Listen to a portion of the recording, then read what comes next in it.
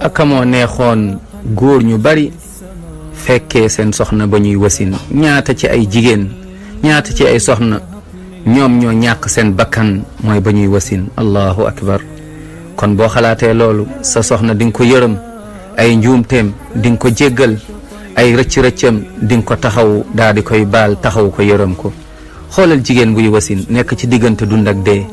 subhanallah subhanallah allahu akbar. kon nañu yërëm suñu soxna yi, waaye nañu leen won ci suñuy kàddu, suñuy wax, suñuy jëf ni kat ñun dañ leen bëgg, te kat bëggeel boobu na daal di génn ci suñu xol waaye suñu làmmiñ di ko wax. ñu daal leen di yërëm, daal leen di taxaw, bëgg leen, fonk leen, waaye yëkkati leen. buñ fi nekkee buñ fi nekkul, bu ñuy seede, bu ñuy wax, ñu wax ci ñoom lu rafet. bu dee kat gëm nañ yàlla, gëm yonent bi sallallahu alayhi wasallam, gëm diine lislaam. yal na yàlla sàmm ñu ñun ñëpp waaye.